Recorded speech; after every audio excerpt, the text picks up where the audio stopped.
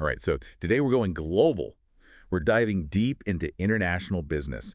And not just the surface stuff, but like how companies handle culture clashes when they expand overseas. Yeah, it's way more than just like changing the language on your website, right? Totally. One wrong move, one cultural misfire, and boom, you've sunk a deal. A bad exchange rate won't even be your biggest problem then. Exactly. So for this deep dive, our roadmap is this textbook, International Business Strategy and Cross-Cultural Management, an applied approach. Catchy, right? Super catchy. But hey, it's got wisdom from 4 serious experts in the field. And these aren't just academics, they've been in the trenches. We've got Nicole Franziska Richter. She's a professor at the University of Southern Denmark. Okay, and what's her focus? Her research is all about how culture impacts, the nitty-gritty of business strategy. Makes sense. Got to understand those local nuances. Then there's Jesper Stranskov, same university, but he brings decades of experience, both research and practical application. So theory meets real world. Love that combo. Yeah. Who else is in this brain trust? From Germany, there's Sven Hoff, and he's all about HR. Okay, human resources, keeping everyone happy. More than that, he looks at how HR practices can be designed to actually improve employee well-being. That's a good thing, right? Oh, definitely. Happy employees usually lead to better performance for the company too, right? For sure.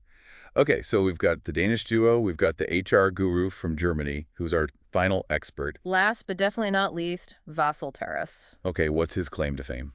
Well, he directs the X Culture Project, which is huge. It's this global collaboration platform for business students. Sounds ambitious. Oh, it is. Yeah. He's really interested in how teams can work effectively across cultures. Right. And not just different cultures, but also, virtually across time zones, the whole shebang. So basically with this textbook, it's like having a whole team of international business consultants in your pocket. Right. And they're giving us a practical toolkit. I mean, everything from figuring out your market entry strategy, like how to actually get into a new market, to managing teams, especially when, nobody can pronounce anyone else's game correctly. I love that visual. Mm-hmm. All right, so let's open up this toolkit. First up, something that seems basic but gets crazy complicated when you add in cultural differences.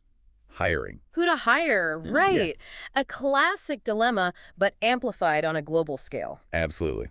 So the textbook breaks down these 4 approaches companies use to staff their international ops, or like different flavors of global expansion. I like that flavors. So first up, you've got ethnocentric. Okay, break that one down for me. It's basically, imagine headquarters saying we know best, so they send their own people to manage key positions, even in overseas branches. So lots of control, but not a lot of trust and local expertise, huh? Yeah, kind of like we came, we saw, we managed, Not exactly embracing the local knowledge. It can work short term, but you risk missing out big time. Missing out on what? Local talent, and even alienating your new market.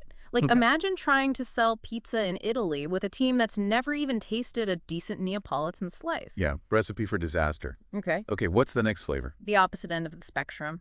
Polycentric. Okay, so if ethnocentric is all about HQ calling the shots, what's the counterpoint? This one's all about when in Rome, hire Romans.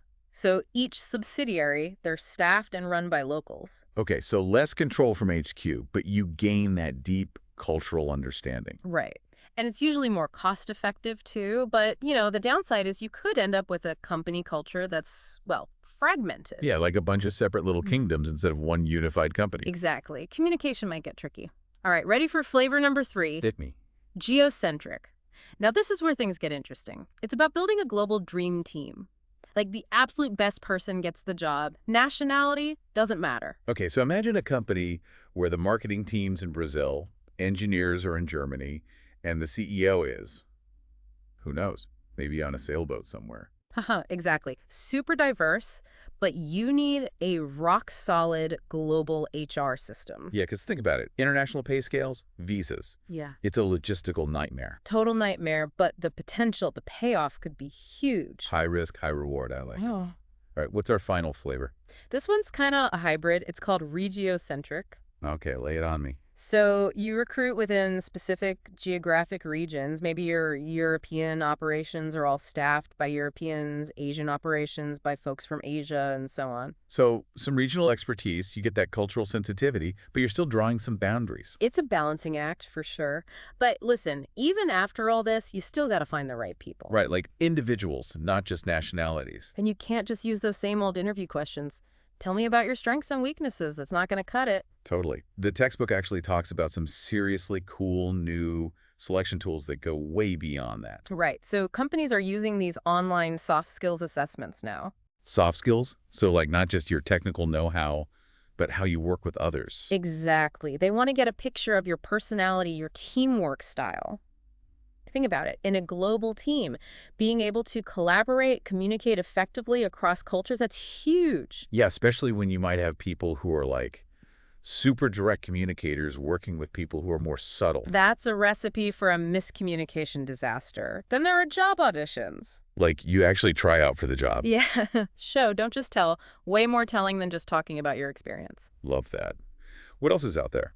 Well, some companies are ditching the whole stuffy boardroom interview thing and opting for casual interviews. So like coffee shop chats. Exactly. See your personality in a more relaxed setting. I like that. But I mean, can you really assess someone's ability to handle a complex international project over a latte? Maybe not completely, but it gives you a feel for their communication style, cultural fit. Makes sense. What about tech? Any cool new tools using technology? Oh, absolutely. Virtual reality assessments, some companies are using those. Wait, so like a video game, but for your career? Pretty much. They immerse candidates in simulated work environments. Then, of course, there are video interviews. Those are becoming super popular because it's way easier to connect with candidates across time zones. It's like the whole hiring process is being reinvented. But here's a question. Can you really use these tools across cultures? Like, will a personality test designed, say, in the US, give you accurate results for a candidate in Japan? The million-dollar question. And that's where cultural expertise gets even more important. Right. You need someone who understands both the tool and the context. Exactly. Some tools might be more universally applicable. Others need some tweaking, some serious adaptation. Imagine like a personality test that measures extroversion. Okay, how outgoing you are. Right. Well, what's considered outgoing in one culture might be seen as like way too much in another. You could totally misjudge someone if you don't take that cultural context into account. You could end up hiring the wrong person completely. And this is extra important when you're hiring for like international assignments. Right, because now you're not just looking for someone who can do the job. You're looking for someone who can actually thrive in a whole different cultural environment. It's a whole other level of complexity. Totally. So it's not just about technical skills. It's about being adaptable, culturally sensitive, being able to bounce back from setbacks. You said it. And one of the key skills for these folks is intercultural competence.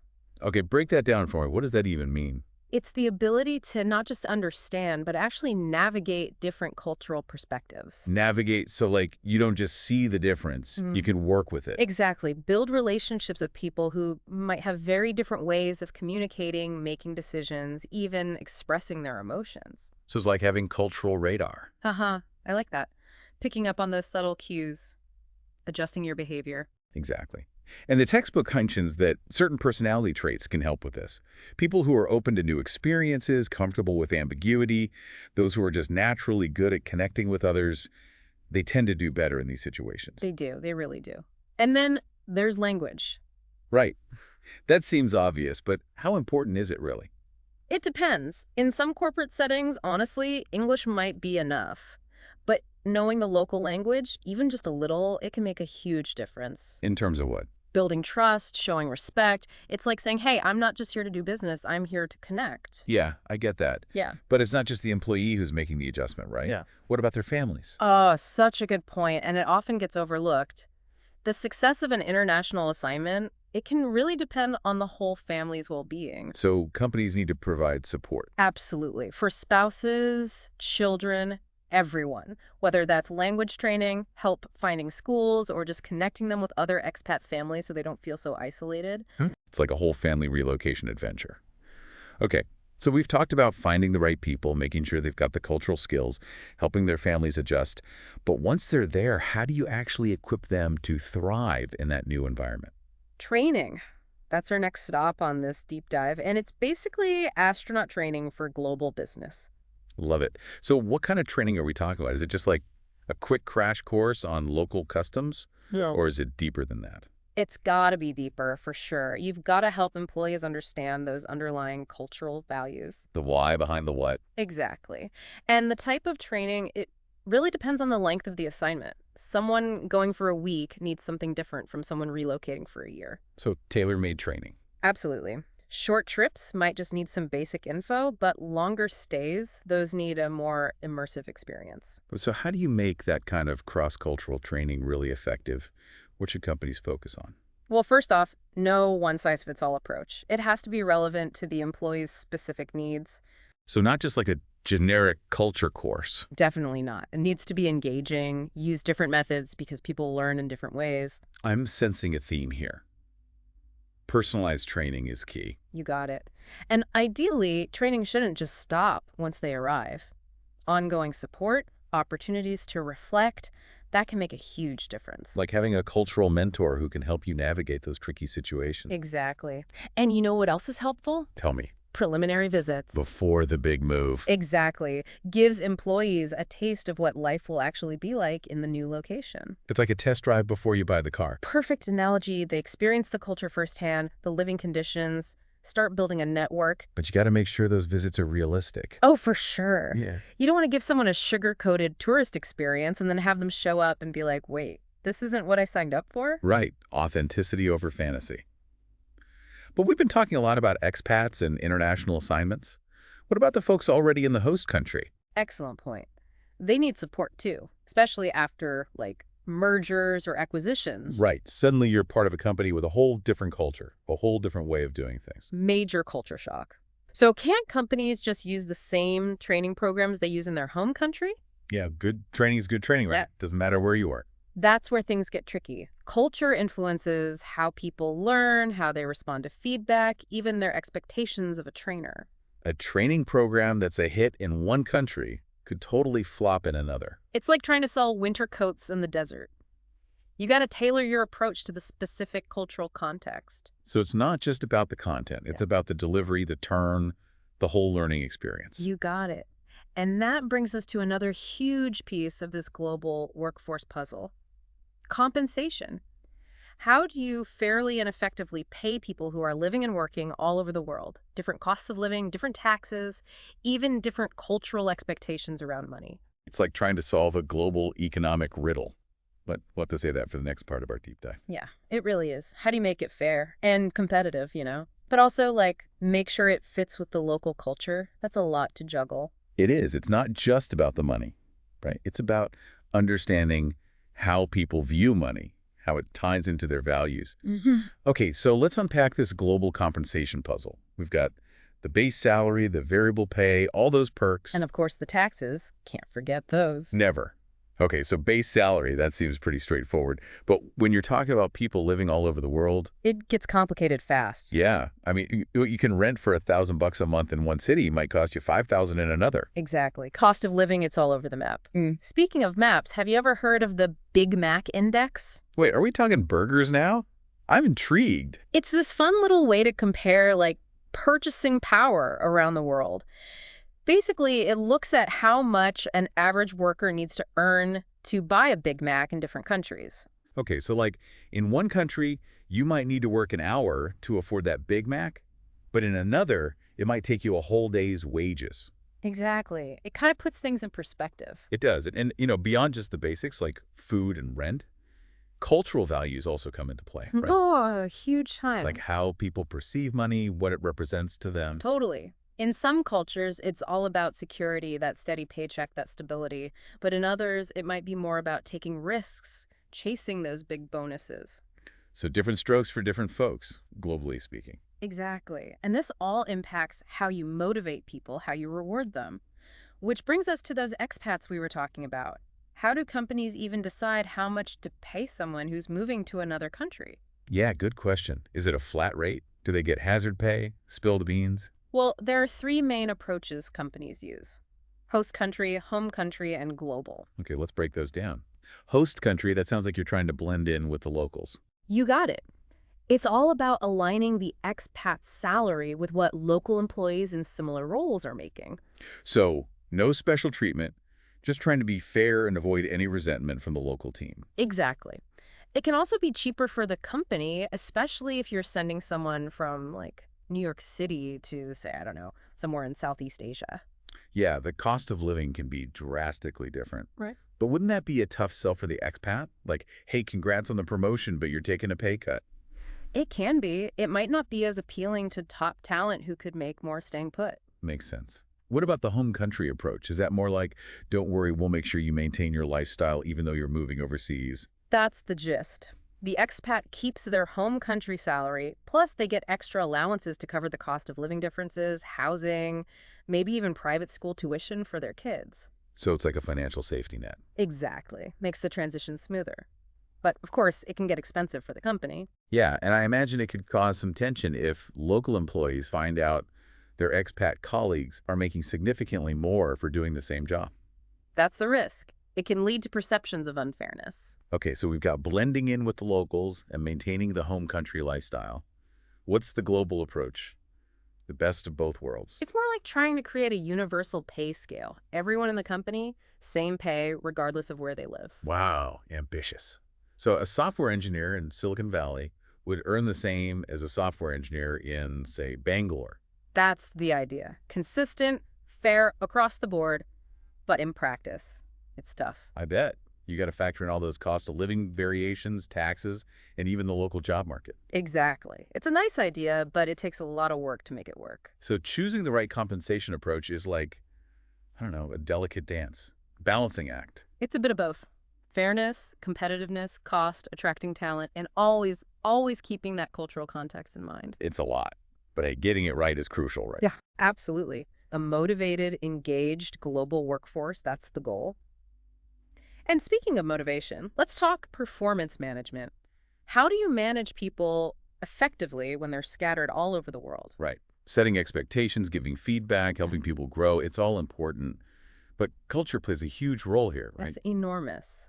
What might be considered constructive criticism in one culture could be a total insult in another. So you can't just like copy and paste your performance management system from headquarters and expect it to work everywhere. The textbook had some great examples about this, like how often do you give feedback? Yeah, some companies do it constantly, others once a year. Right. Some cultures, they're all about that frequent informal feedback. Others, it's all about those big formal annual reviews. And even how you give that feedback can vary widely. Huge variations. Some places, direct feedback is seen as honest and helpful, but in others, it's all about subtlety, not embarrassing anyone. Yeah, you got to read the room, even if that room is virtual. Absolutely. And it's not just about how you give the feedback, it's who gives it. In some cultures, it's got to come from the boss, but in others, peer feedback is more valued. So a performance review in one country might feel like a top-down evaluation, but in another, it's more like a team discussion. Exactly. And even those self-assessments some companies use, cultural norms can influence those too. So, like, in some cultures, you're expected to toot your own horn, highlight your achievements, but in others, that might be seen as arrogant. You got it. It can be tricky to navigate, but the good news is there are some universal principles for effective performance management, regardless of where you are in the world. Okay, so there is some common ground. Lay it on me. The textbook highlights 5 key principles: clear goals and expectations, training for everyone involved, measuring both what you achieve and how you achieve it, a focus on strengths and development, and then meaningful rewards. Recognize those achievements. Okay, so it's about clarity, support, recognition, and creating a culture of improvement. Those seem pretty universal. They are, but you still have to adapt them to the local context. So it's a framework, not a rule book. Mm. The principles guide you, but you got to implement them in a way that makes sense culturally. Exactly. Global consistency, but local adaptation. It's a tightrope walk. And speaking of a diverse global workforce, let's shift gears a bit and talk about a group that's often overlooked but plays a huge role in the global economy: international migrants. Yeah, we've covered a lot of ground. Hiring, compensation, training. It's a lot to think about. It is, but this next piece is really important. Okay, tell me more. So we've been talking about global teams, expats, but now let's zoom in on international migrants. Right, a huge part of the global workforce. Enormous, and they bring so much to the table: skills, different perspectives. Absolutely. But the textbook makes this distinction, right, between migrants and those traditional expats we talked about earlier. It's a key difference, for sure. Okay, break it down for me. So expats, they're usually sent by their companies, specific assignment, return ticket, the whole 9 yards, lots of support from the company. Yeah, like a corporate-sponsored adventure. Exactly. But international migrants, they're choosing to relocate. Often for good, right. No return ticket. Yeah, and they're navigating everything, the job market, the culture, pretty much on their own. So it's like expats, they're on a guided tour. Migrants, they're out there exploring uncharted territory. That's a great way to put it. It takes courage, resilience. It does. So what can companies do? How can they help make that transition a little smoother, help those migrants succeed? Well, the textbook talks about this approach called well-being-oriented HRM. Okay, Yeah. that's a mouthful. What does that even mean? It means companies need to think beyond just, profits, performance. They got to create a workplace that supports the well-being of their employees, all of them. So it's like that saying, happy employees are productive employees, but on a global scale. Exactly. And international migrants, they often need extra support. Right, they're dealing with so much.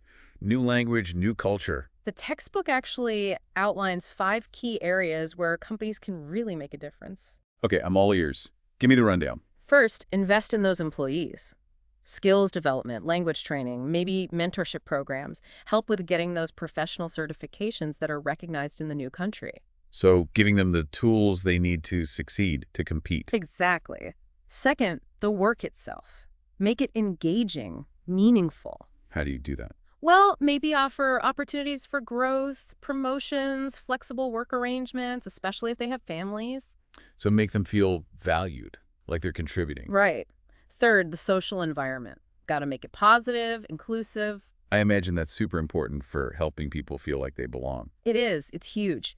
Maybe do some diversity and inclusion training for all employees. Have social events where migrants and local employees can mix. Maybe even partner with some community organizations that support migrants. Building bridges, breaking down barriers. I like it. What's number 4? Communication, making sure everyone has a voice. So create channels for feedback, provide translation services if needed. Just encourage a culture where everyone feels comfortable speaking up. Yeah, feeling heard. Even if you're not fluent in the language, that's important. It is. And finally, practical and emotional support. What does that look like in practice? Helping with those legal processes, maybe finding housing, childcare, sometimes just being a listening ear. Moving to a new country is stressful. It's a huge life change. Yeah. So companies need to be more than just employers. They need to be allies. You got it. And the research actually shows that when companies do this, when they put these well-being practices into action, everyone benefits. Really. So it's not just a feel-good thing. It actually makes business sense. It does. Studies show that migrants who feel supported, they adjust better to the new culture, they feel less isolated, more confident. They thrive. And that translates to the workplace, right? Exactly. They're more engaged, more productive, more committed to the company. It's like a virtuous cycle. It is. It all comes back to recognizing that in today's world, our differences, they're not weaknesses. They're strengths, right? Yeah. Like a competitive advantage. Exactly. Embrace diversity, foster that culture of inclusivity, and the whole company wins. That's such a powerful takeaway. Wow, so we've explored a lot in this deep dive. We've talked about how companies can build and manage global teams, those different recruitment approaches, how to create compensation systems that work across borders. We even touched on the importance of training, not just for expats, but for everyone in this global mix. We've covered a lot of ground, but I think the main takeaway is that managing a global workforce is about more than just policies and procedures. It's about creating a culture. A culture of what? Understanding, respect, inclusivity, where everyone feels valued. Couldn't have said it better myself. And for our listeners, remember, the world of international business, it's constantly changing. So stay curious, stay adaptable, and keep learning. Until next time, happy diving, everyone.